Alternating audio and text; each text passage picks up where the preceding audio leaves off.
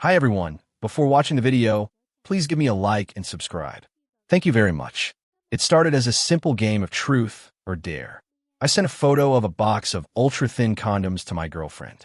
Almost instantly, the status bar showed she was typing. But before I could even draft a follow-up joke to explain it was a dare, a string of commentary, vivid and cruel, began scrolling across my vision like a cinematic live stream. The female lead only ever vibrates for the male lead. This second male lead is such an idiot. Does he really think a box of condoms is enough to seduce her? Exactly. On the night before the male lead went abroad, she was the one who practically seduced him.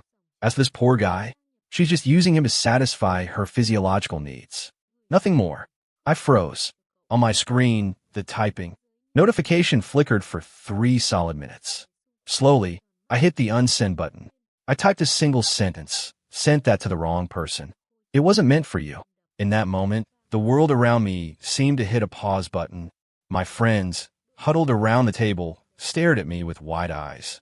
Damn, Finn, one of them muttered. You really got a death wish.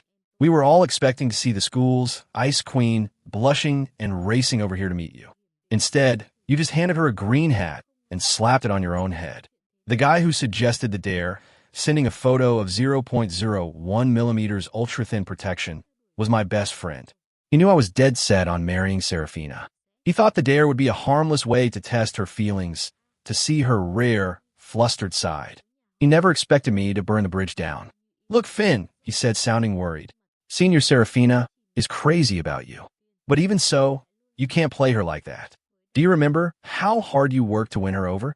Now that you finally have her, are you just going to throw it all away? How could I forget?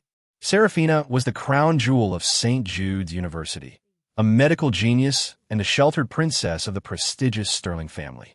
She had a face that could stop a man's heart at first glance, yet she always maintained a cold, untouchable distance from everyone. In the bedroom, she was supposed to be as innocent as a blank sheet of paper. When I held her, she trembled.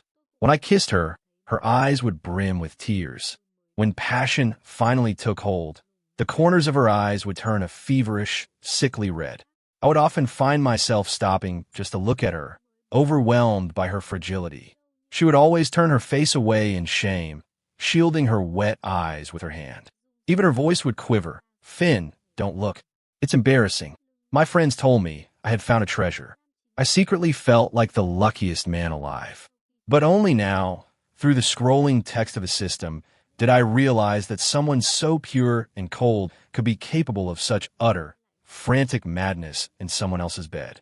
The second male lead has to beg and plead just for her to throw him a bone once. It's nothing like when a male lead tried to sneak out of the country. She went absolutely feral chasing him down, using silk ties to bind him for 3 days and 3 nights. His back nearly snapped from the intensity. Luckily, the male lead returns to the country tonight. The reunion after a long separation arc is reaching its climax. This clown of a side character needs to exit the stage already. I turned my head away, the coldness seeping into my bones as I replayed everything in my mind. It hit me then, Serafina had truly never been the one to initiate anything. Every time I tried to keep her in bed, whispering, "Baby, just one more time," she would push me away, her ears turning a deep crimson. Finn, no matter how much you like it, you have to learn restraint. I had always chalked it up to her innocence and shyness. I never considered that she simply didn't like it, at least not with me. In the car, my friend noticed something was off. Finn, did you block her? Your girl is calling my phone now. He tilted the screen toward me. Just as he was about to answer, I snatched the phone and killed the call. We didn't have a fight, I said flatly. I'm breaking up with her. Why? My friend gasped, horrified. Did she cheat? Did she lose her looks? Did you find someone new? How could I explain it? Should I tell him I just discovered our world is actually a romance novel about a fated reunion? That the female lead is the icy belle Serafina, and her true destiny isn't me. It's Silas, the Brown family's young heir and her childhood sweetheart, who is returning from abroad tonight as a success. According to the plot, I'm supposed to be the pathetic, obsessed ex. I'm meant to send intimate photos of us to Silas to provoke him, and even hire thugs to threaten him. Eventually, I'll exhaust the tiny shred of pity Serafina has for me. She'll come to see me as trash and use the Sterling family's influence to crush my father's company. My father will go to prison, my mother will fall into a deep depression, and I'll be forced to work as a high-end male escort to pay off the debts. I let out a sharp, sudden laugh. Is she worth it? Trading my family and my entire future for a woman like Serafina? Not a chance. It's nothing, I told my friend. I'm just bored. I don't care how beautiful she is. She's a statue in bed. One position the whole time. It's dull. She's not half as fun as the girls you find at the clubs. The moment the words left my lips, the air in the car turned ice cold. Usually my friends would chime in with a joke, but now they were shaking their heads frantically, signaling me to stop. I looked down. My friend's phone screen was still active. Call in progress. Contact, Serafina Sterling. She had heard everything. I panicked for a split second, about to explain, when her voice shattered the silence from the speaker. Finn, is that why you're breaking up with me? Using a pathetic excuse, just so you can go find other women. Her words carried a bone-chilling coldness, punctuated by a laugh that sounded dangerously close to losing control. Finn, Serafina said through the phone, where exactly do you get the confidence to assume I only know one position? No matter how icy she was, a woman still had her pride, especially one who, according to the commentary, had spent 3 frantic days and nights with the male lead. Guilt and nerves got the better of me. I didn't dare return to our shared apartment. Instead, I quietly packed my things and retreated to the university dorms. It wasn't that I feared she would force me back. After all, her true love was home now. She ought to be keeping herself pure for him. I was just afraid of the fallout. If a single intimate photo could lead to my family's ruin, what would happen now that she had heard me slandering her sexual prowess with her own ears? While I walked into the dorm, my roommates were stunned. Finn, didn't you move out to live with senior Serafina? I didn't feel like explaining. I just tossed out a half-baked excuse. Graduation is coming up. I need to focus on my thesis. You can't balance love and grades forever. Spoken like a true department heartthrob. They joked, but I couldn't even force a smile. According to the scrolling commentary, I was destined to go on the school forums and spread rumors that Silas Thorne, the male lead, was a gigolo. My petty actions would drive him to drink at bars every night. When Serafina found out, her heart would break for him, and she would pressure the school to investigate me. The result? They would find evidence that I plagiarized my thesis. I'd be expelled, left without a degree, and unable to find a decent job. I'd end up hauling bricks at construction sites for pennies. To pay off the debts she'd pile on my family, I'd eventually become a host for wealthy older women. The most twisted part? In one of those sessions, Serafina would book the room. She would arrogantly order me to serve a corpulent middle-aged woman. I'd find out later that the woman was Silas's mother. The more I thought about it, the more suffocated I felt. Even as an ex-boyfriend, we had shared a life. How could she be so heartless? A notification popped up from Julian Sterling, Serafina's cousin and my sworn enemy. He always thought I was beneath her and made sure to tag me in his latest post. Welcome home party for Silas Thorne, and an engagement announcement. Despite my mental preparation, the photo stung. Both families were laughing and chatting, framing the fated couple in the center. Serafina was wearing a rare Chong Sam. Her silhouette was graceful, a perfect blend of purity and nobility. Though her brow was slightly furrowed and her lips pressed thin, she looked like a woman practicing intense self-restraint. Well, of course, her white moonlight had returned. Who wouldn't be overwhelmed? I scrolled through the comments. They were all the same, a match made in heaven. They looked so perfect together at the head table. The barrage of text felt like the world was screaming at me to get out of the way. Fine. I left a comment of my own. Truly a perfect match, followed by a best regards the ex. How classy. I comforted myself after posting the comment. It was better to cut ties decisively than to be discarded in silence. At least this way, the world knew I was the one walking away. I blocked Julian and began deleting every photo of Serafina. She rarely wore Chong Sams. My camera roll was filled with her in various princess dresses. I remembered pleading with her in bed. Serafina, baby, I've been serving you all night.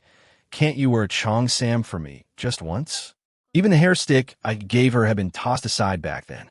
Yet today, there she was, wearing that very hair stick, dressed with elegant poise to dine with the male lead. It was infuriating. I told myself I'd get that hair stick back one day. When I reached the final photo, my finger trembled. It was a profile shot of Serafina sleeping in my arms. I hadn't slept a wink that night, my body still buzzing with unfulfilled adrenaline. Too afraid of hurting her, I had settled for taking a photo to keep as a memory. To my surprise, she woke up just as the shutter clicked. "What are you doing?" Her voice was breathless, barely a whisper. When she saw the phone, she turned crimson with flustered rage. She lunged for it. "No photos. Delete it." Her anger made her look like a tiny kitten with its fur standing on end. She was terrified I'd show the photo to others. It made sense. Most men with a beautiful girlfriend want to show her off. But I wasn't that stupid. I wanted her all to myself. Trying to tease her, I pulled her onto my lap, her weight resting on my abs. "Sweetheart, if you take the lead for once, I'll delete it." The next second, a sharp pain shot through my neck. Her teeth sank into my throat, followed by a soft, mischievous giggle against my ear.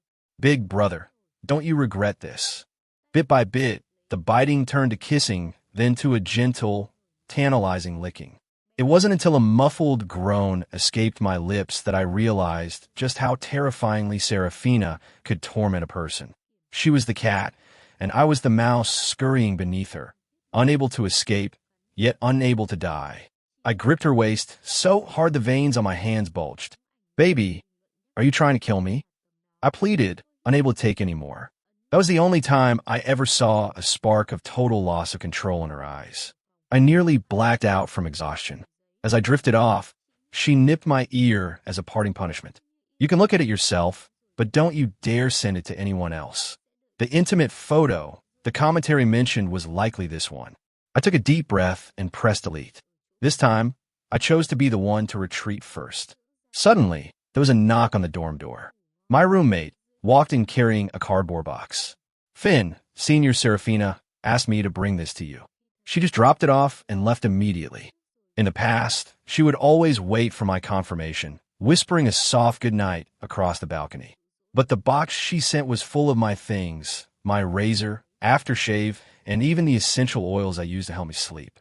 The commentary section was buzzing with praise. The female lead did the right thing. She's cleaning out the second male lead's trash before the male lead sees it and gets upset. So considerate. Except she forgot one thing. An ambient mood light I had bought specifically to set the stage for our nights together. I rummaged through the entire box. Nothing. A sinking feeling settled in my gut. Finally, we had reached the classic broken mirror men's trope. Tonight, the male lead goes to her house. He sees that light, gets insanely jealous, and the female lead loses control. She pins him to the bed, kissing him senseless. SAS. Using the second male lead's stamina-enhancing light to make the male lead last all night. Peak fiction. Stamina-enhancing light? I almost choked on a bitter laugh. Not only was the light I paid for being mocked, but it was now a supporting prop in their sex life. By the time I realized my emotions were driving me, I was already standing in front of Serafina's door in my pajamas, my palms slick with sweat. I kept hypnotizing myself. I'm just here for the light. I'm not here to catch them in the act.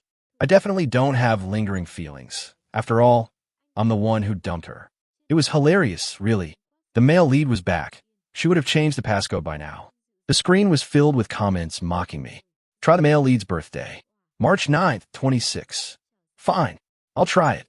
Suddenly, the door clicked open. "Have you had enough, Finn?" Serafina's angry shout rang out above me. She had always been gentle with me, never once raising her voice. In that split second, I saw red.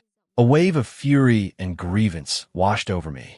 "Oh, am I that much of a nuisance? Sorry for interrupting your little celebration." Serafina froze when she saw it was me. Her knit brows immediately softened. "Finn, it's not what you think." Right at that moment, a man's voice called out from inside the apartment. "Baby, I'm done with my shower." Even though I had rehearsed this scenario 1,000 times in my head, hearing it for real felt like a physical blow to the chest. I slammed my fist against the doorframe. "Serafina, how could you? We've only been broken up for a few days. Could you really not wait? In our room? Doesn't that disgust you?" I barged inside, my mind consumed by a violent urge to drag that man off the bed and beat him senseless. But a bitter thought stopped me. What right did I even have anymore? Serafina's face was deathly pale. She reached out to block my path, but I shoved her away with a heavy hand. Get away from me. Don't touch me. I barked. I hadn't realized how much force I'd used. She stumbled, her back striking the corner of the table with a muffled groan of pain. Even then, she whispered a plea. Don't look, Finn. Please, I'm begging you. It must have hurt. A pang of regret flickered in my chest, but my momentum carried me forward. I threw open the bedroom door, expecting a scene of betrayal, but the room was empty. The deep male voice I'd heard suddenly transformed into the sound of heavy panting. I turned my head, and my face went up in flames when my eyes hit the TV screen. It was playing a video, a tutorial for women on how to please their partners. I remembered it. It had been shared in a group chat once. I'd opened it by accident, and Serafina caught me. Her face had turned bright red then. How perverted. Don't even dream about it, she'd said. I'd laughed it off and kissed her gently. Fine, I won't dream of it. I wouldn't have the heart to make you do that anyway. I had lied about not dreaming of it, but I meant it when I said I wouldn't force her. Yet here she was, in the dead of night, watching that very thing alone. My usual pillow was propped up in my spot on the bed, draped in one of my white dress shirts as if to mimic a human silhouette. The essential oil lamp she always refused to use was now glowing with a soft, purple-red light. My eyes burned. You find me disgusting now, don't you?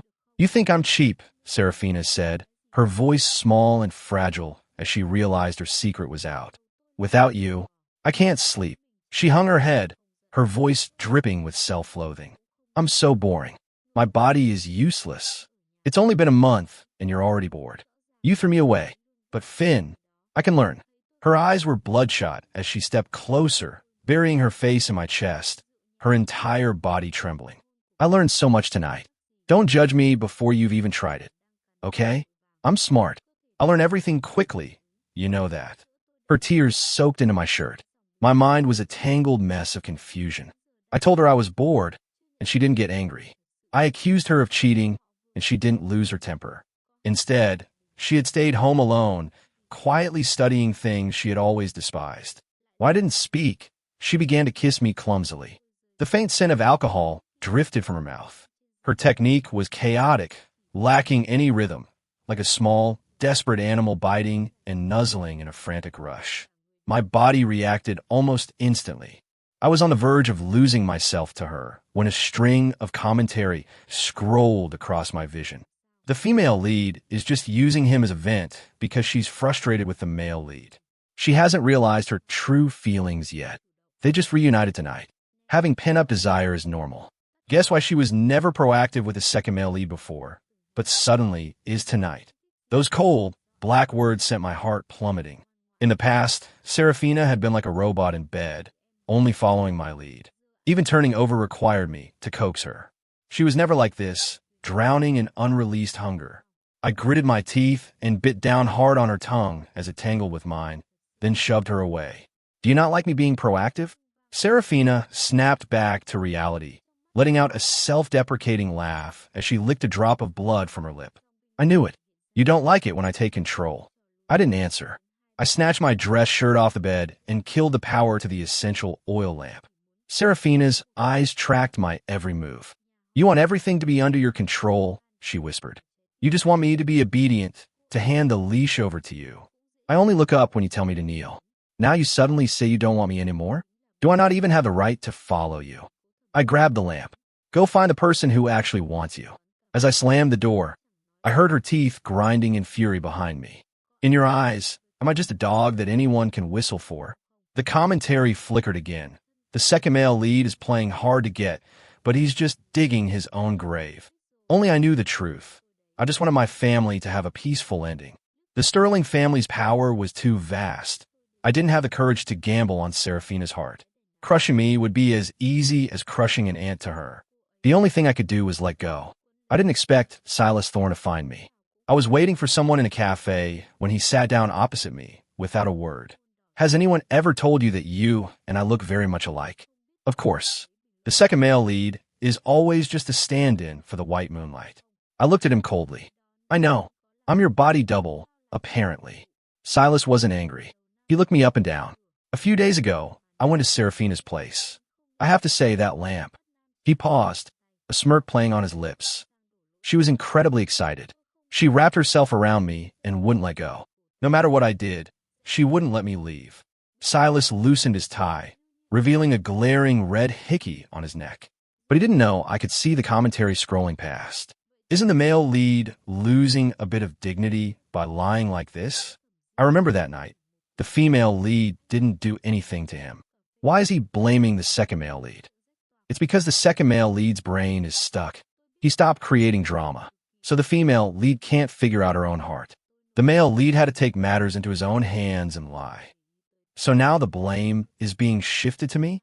I didn't want any more drama, but as I stood up to leave, he gripped my wrist tight, and no matter how I struggled, I couldn't break free. The commentary flickered. Seraphina arrives at the scene in 2 seconds. If I was going to be blamed regardless of what I did, I might as well make it worth it. In the next heartbeat, I grabbed Silas by the collar and landed a solid punch. Crack! He slammed into the table, sending coffee cups shattering everywhere. His lip was split open, and he glared at me in agony. I knew Seraphina was someone who obsessed over appearances. Once, when I had a tiny blemish on my face, she was so annoyed she ignored me for 3 days. Now that I'd punched her precious childhood sweetheart in the mouth, I could only imagine the punishment waiting for me. Sure enough, the sound of urgent footsteps approached from behind. I sighed, bracing myself for her to shove me aside. I even subtly moved my feet away from the broken glass, fearing I'd be pushed into it. But Seraphina rushed straight to me. She knelt down. Where does it hurt? Are you injured? Let me take you to the hospital. Her fingers gently brushed the coffee stains on my pant leg. Did you get burned? I'm sorry, this is my fault. I should have had someone following you to keep you safe. Her eyes were filled with heartache and self-reproach. She didn't cast so much as a glance at Silas. The commentary exploded. Is the female lead blind? The male lead's hand is literally bleeding. Can't she see? Also, the second male lead ordered an iced coffee. How could he be burned? This is unbelievable. The male lead's hand is for playing the piano. Female lead, please look behind you. Whatever. She's clearly possessed by the second male lead right now. Just wait until she walks into the fire herself later. I couldn't take it anymore. I said, Seraphina, I was the one who hit him. Yes, I saw, she replied, still kneeling, looking up at me with absolute devotion. He made you angry, didn't he? I was speechless. Was Seraphina's love really this blind? Seraphina, Silas called out, his voice thick with grievance. Only after confirming I was unharmed did Seraphina stand up. Her gaze turned glacial as she looked at him. Silas Thorne, did I not tell you what the consequences would be if you dared to approach Finn on your own? This line was supposed to be the female lead's threat to the villainous second male lead. In the original plot, the second male lead sent intimate photos to the female lead and was warned off in this exact classic scene. Now, everything was inverted. Seraphina stood before me like a protective lioness guarding her territory. Silas suddenly burst into a mocking laugh, his eyes full of irony as he looked at me. Impressive, Finn. Not bad at all. To think you could train a vixen like Seraphina into a loyal dog. You must be proud. But do you really think she's as cold and pure as she seems? Do you want to see the other face she makes in bed? Silas smiled triumphantly, about to say more, but Seraphina kicked him squarely in the face before dragging him out of the cafe. Sorry, Finn. Don't listen to him. Wait for me. I'll explain everything. After those words, Seraphina vanished for over half a month. One day, walking out of the library, I thought I caught a glimpse of her silhouette in the haze, but a second look revealed it was just a tree. I laughed at myself, but Silas's words still echoed in my mind, causing a bitter, stifling ache. Do you want to see the other face she makes in bed? My head was a mess. I just wanted to run 10 laps around the stadium to clear my mind. Right then, a hand waved in front of my face. Oh look, our young Master Finn actually visits the library? I looked up to see Jade, dressed in a denim jacket with a wolf-cut hairstyle. Holding an iced Americano, she had that effortlessly cool, androgynous style that attracted everyone. I shot her a look. You're all recovered? Jade is my cousin. Back in high school, her parents caught her dating a girl. My uncle was so furious he shipped her abroad, declaring she wasn't to return until she fixed her orientation. Naturally, going abroad only made her more rebellious. She fell in love so hard it landed my uncle in the hospital. She was back in the country now and insisted I accompany her to the hospital to visit him. If the old man tries to swing at me in the hospital room, you're my human shield. Okay, she joked, reaching out to ruffle my hair. I tried to dodge, then jokingly grabbed her by the collar. Show some respect to your elder. Jade ran to open the car door. I brushed her hand off and slid into the driver's seat. Fine, buckle up. Let's go. We had played around like this since we were kids. This brief bit of chaos actually lifted the gloom in my chest. Neither of us noticed the rearview mirror, where half of Seraphina's face was hidden in the shadows. Her gaze was as sharp as a needle, her skin as pale as a sheet of paper. Over the next few days, Jade frequently came to campus to find me. She hung around the medical department, where the most beautiful girls were, dressed to kill, claiming she was scouting for a girlfriend. The rumors spread like wildfire. Finn dumped Seraphina because of this tomboyish girl. He's even thick-skinned enough to bring his new flame to his ex's lecture hall to flaunt their relationship. There were even photos as proof.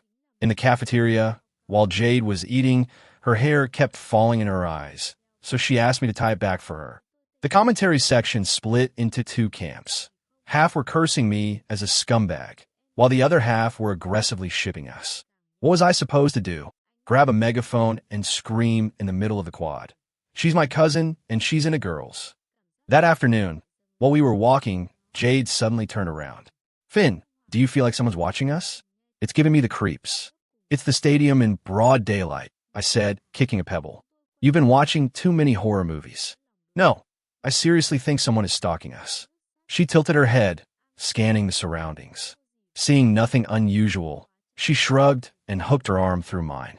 Whatever, just come with me this afternoon. You'll see when we get there. The place Jade dragged me to turned out to be an adult store. She casually picked up 2 bottles of lubricant designed for women, and seeing me standing there empty-handed, she looked a bit awkward. Do you want to pick something out? You can save it for later. Use it yourself, I replied. I just want to get out of here as fast as possible. The inquisitive gaze of the staff was making my skin crawl. As we stepped outside after paying, that sense of unease surged again. Damn, something is really wrong, Jade muttered. Before she could finish, the screech of tires and a driver's shout filled the air. Do you want to die? We turned around. Seraphina was standing perfectly still in the middle of the road. She ignored the blaring horns and the tires that had stopped inches from her clothes. Finn, what did the two of you buy? Her eyes locked onto the shopping bag in my hand, unblinking. It's none of your business. I grabbed Jade's hand to walk away, refusing to look back at her hollow expression. Is that your ex? Jade glanced back. I've seen her everywhere. At your dorm, the cafeteria, the medical lecture halls. I stiffened. I only noticed because she's so beautiful, Jade continued. Oh, and yesterday morning when I left the hospital, she was there too, wearing a mask, not saying a word. She just followed me silently with a syringe in her hand. She looked like she was actually going to kill someone. Luckily, I was quick enough to duck into a restroom. Otherwise, you might not be seeing me right now. Jade didn't look like she was joking, but in my memory, Seraphina wasn't like that. She was gentle and refined, someone whose every smile was governed by etiquette and breeding. Once, I saw a dying sparrow near the school gate. Before I could pick it up, she was already there, carefully wrapping it in a handkerchief to save it. Back then, I thought she was like an angel, pure and harmless. How could someone like that be a stalker with a syringe? I stopped and turned back. Seraphina was still there, rooted to the middle of the road, her eyes filled with despair. She looked like a small kitten drenched by the rain. I told Jay to head back first. Seraphina's eyes lit up instantly. Have you been following her? I asked in a flat voice. She had been about to throw her arms around me, but at my words, her hands froze in midair. She said nothing. Did you want to hurt her? I asked again. Is it because you care about her? Seraphina's lips twitched, tears shimmering in her eyes. What if I said I wanted to kill her? Is that terrifying? I just don't know what else to do.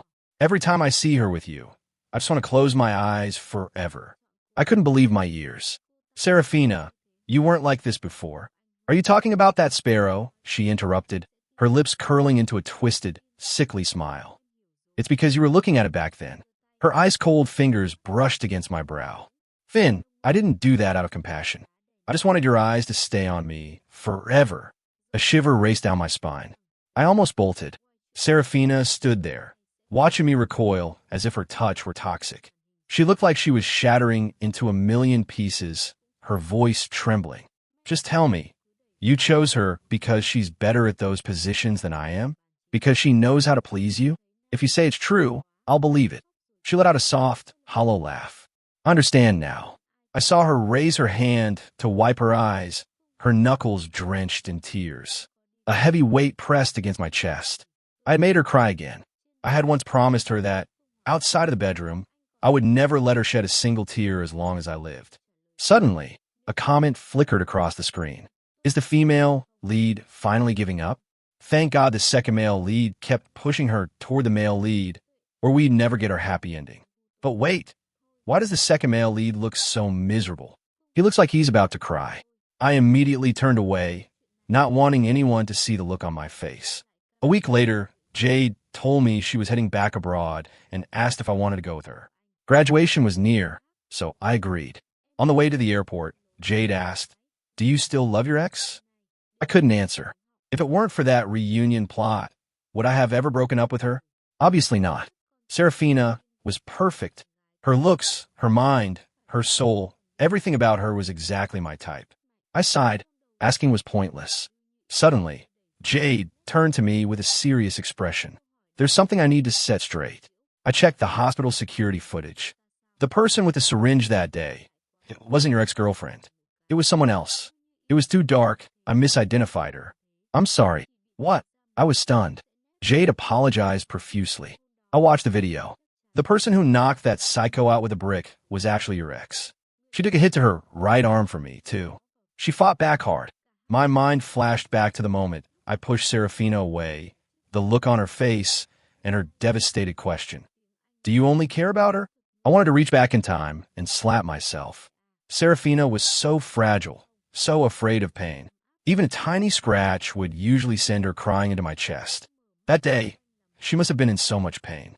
I was just about to tell the driver to stop the car when he suddenly turned around and sprayed something into the back seat. Both of us lost consciousness instantly. When I finally came to, I was lying on a cold, sterile operating table. Strange snippets of English drifted into my ears, medical terminology that went way over my head. You're awake? Are you uncomfortable anywhere? That warm, familiar voice sent a jolt through me. It was Serafina. I opened my eyes to find several foreigners in white lab coats surrounding me. I bolted upright in a panic. She gestured for them to leave. The next second, she buried her warm face in my chest. I could feel the fabric of my shirt growing damp with her tears. Finn, please don't push me away. Please, she whispered. This is the world's largest hormone research laboratory. Through targeted stimulant injections, we can maximize dopamine and oxytocin levels whenever we're together. We can even recalibrate your nervous system so that you only ever react to my pheromones. She tilted my face up, kissing me everywhere. Trust me, Finn, no one but me can ever make you truly happy. Her eyes held a sickly, bottomless obsession. My head felt like it was going to explode, and my heart was screaming one thing: pain. In an instant, a wave of indescribable shock took over. I pushed her away. Don't touch me. I'm not doing this. Serafina's body went rigid. You still don't want me? You want that woman? What could she possibly give you? Her eyes were bloodshot, and she trembled as she tried to lean in to kiss me again. Finn, she isn't as beautiful as I am. Her body is just ordinary. She has to rely on those adult toys just to function. How could someone with a body like that ever satisfy you? Serafina took my hand and pressed her face against my palm, nuzzling into it. She's not like me. I will forever belong only to you. She spoke every word with chilling precision, dedicated solely to Finn. Serafina reduced herself to a mere commodity, comparing herself to Jade. Her eyes and posture were filled with a humble, desperate supplication. Master, please choose me. Serafina, do you have no self-respect left? My voice rose, cracking with a loss of control. She panicked instantly. Finn, I'm sorry. I didn't mean to force you. I just thought, if being with me made you feel this happy, You wouldn't let go of me so easily. It's my fault. I'm too selfish.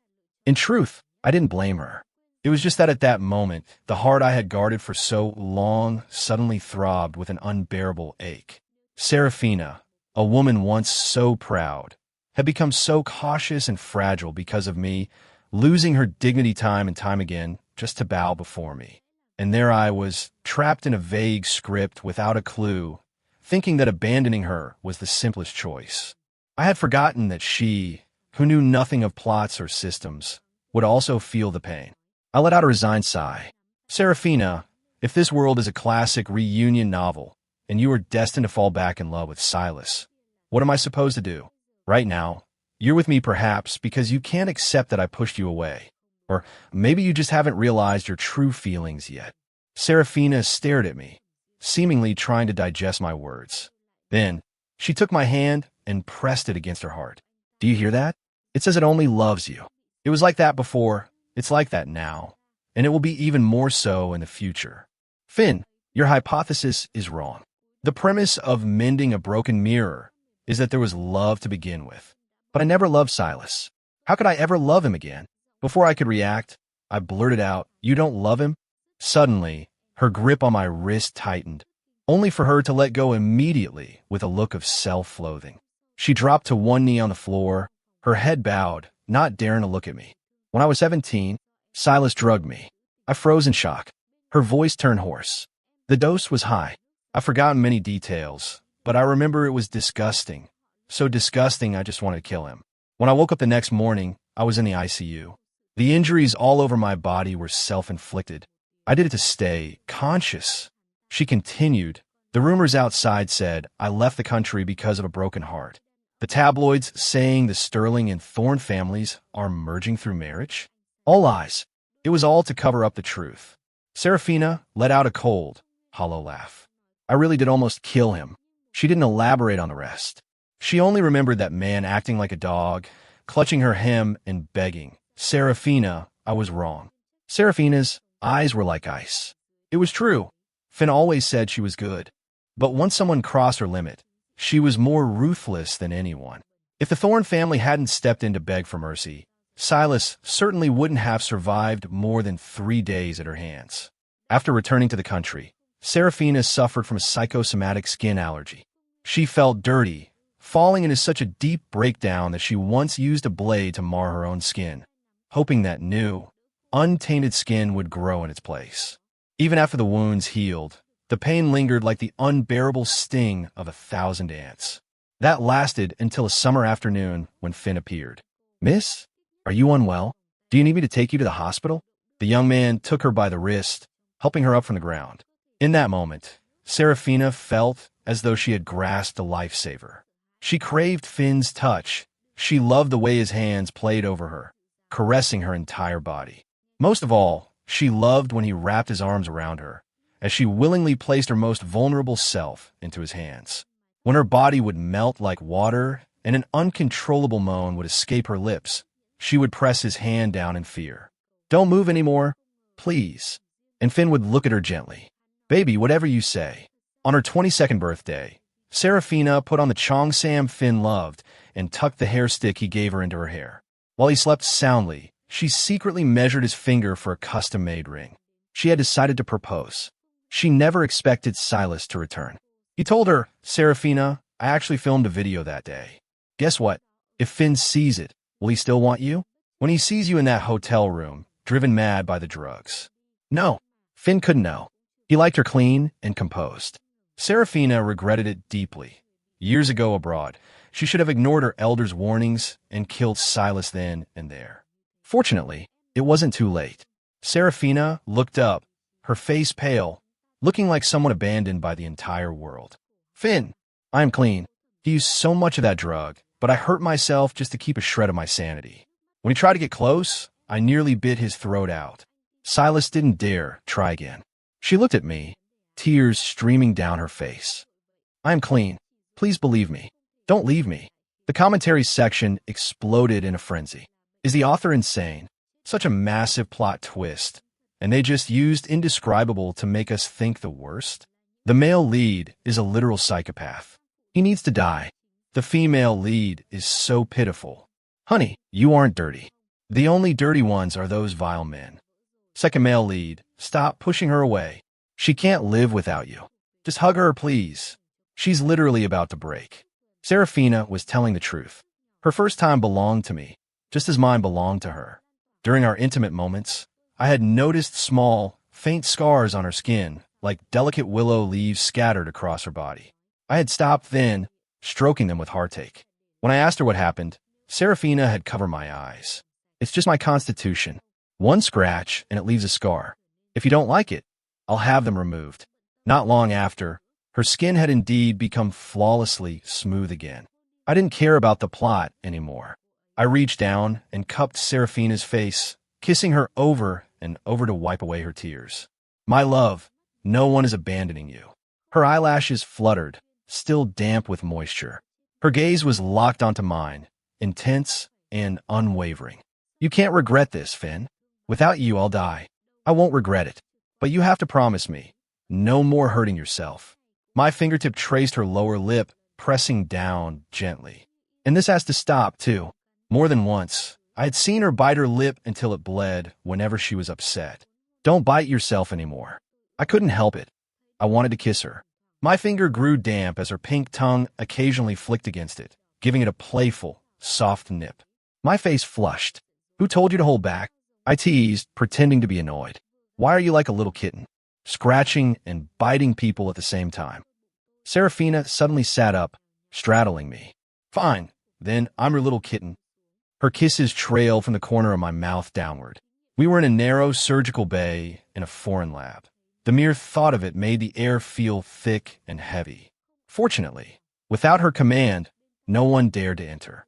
Suddenly, a soft, mischievous giggle sounded by my ear. Master, this bed is too short. Can I kneel on the floor and bite you instead? I was speechless. I had only mentioned a little kitten in passing, and she had already adapted to the role. My voice turned hoarse. Be good. Don't ask things like that. But at the final moment, Serafina suddenly paused. She licked her reddened lips. Finn, are you comfortable? Does this feel better? She was still trapped in that feeling of insecurity. She asked, do I make you feel better than her? She only knows how to look aggrieved. Why do you blame me for not explaining? There is no one else, I whispered, pulling her into a fierce embrace. There is only you.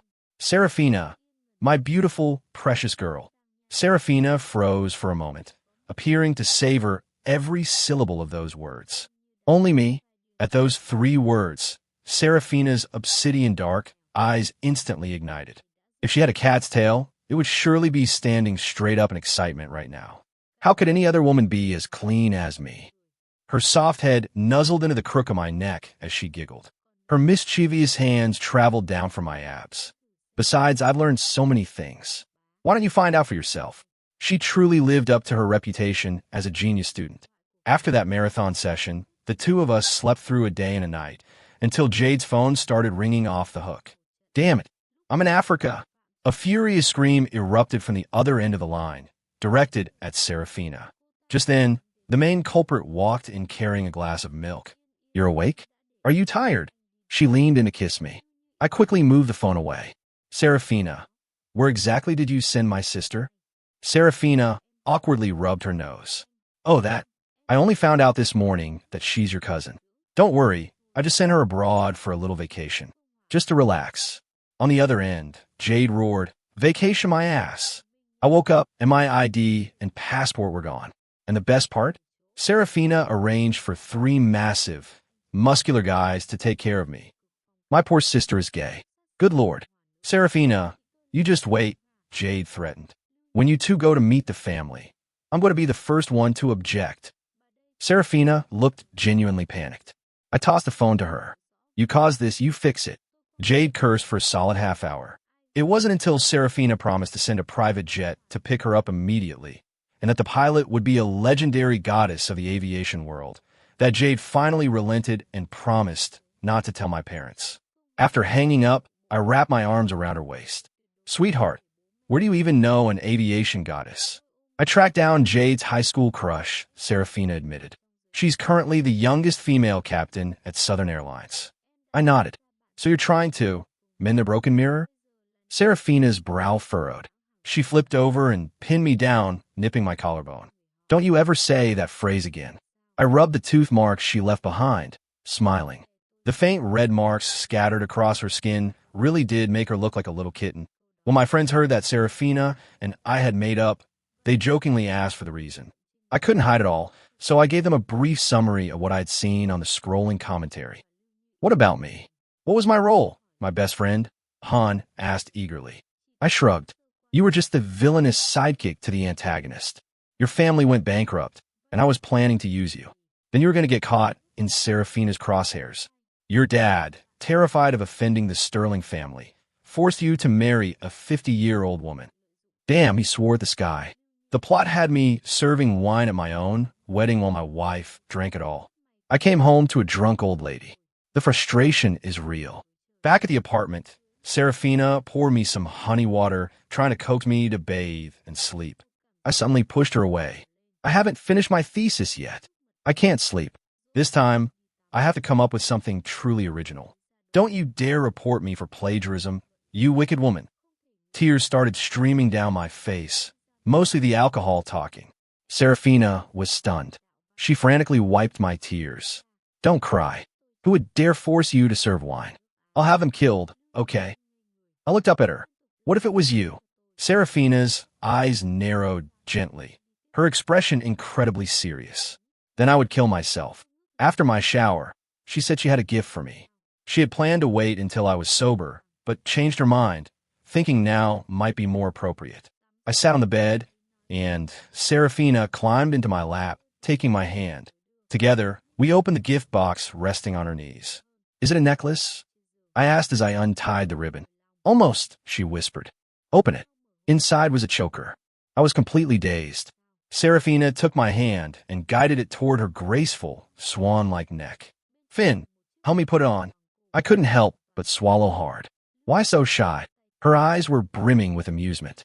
I told you before, I'm your little kitten. You had to put a collar on me. She leaned in close. Sorry, though, this one doesn't have a bell.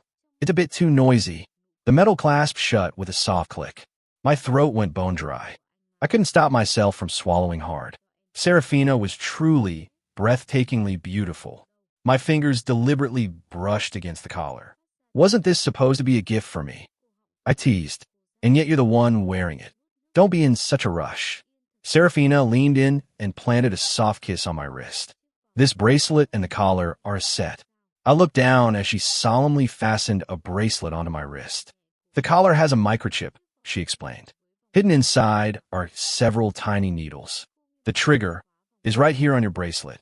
If there ever comes a day where something happens that truly terrifies me, if I lose myself, my life is yours to take at any moment. The look in her eyes was one of pure, absolute devotion. My mind felt like it had been hit by a bomb. The explosion left me reeling. This was like something out of sci-fi movie. The way they control biorobots with collars, holding the power of life and death over them from a position of absolute authority. I'd always found those characters pitiful. But Seraphina wasn't a robot. She was my girlfriend. Are you crazy? I stammered. I can't do this. Take it off right now. I fumbled with the clasp, trying to remove it, but she gripped my hands tightly. Once it's on, it can't be taken off, she whispered. This is your gift. I'm giving myself to you. Finn, do you want me? The diamonds on her fingers sparkled brilliantly, but they were nothing compared to the light in her eyes at that moment. It was an intensity that left me no choice but to kiss her with everything I had. I trailed my lips slowly along her neck, feeling her warmth and that familiar, intoxicating scent. Seraphina shifted slightly, her hand resting gently against my chest. Finn, I want this. I want to be yours forever. Her voice was soft, laced with a delicate tremor. I squeezed her hand. You are already mine. We're inseparable. A surge of indescribable emotion washed over me, a mixture of sugar-sweet tenderness and raw, overwhelming power. It felt as if the entire world had faded away, leaving nothing but the two of us.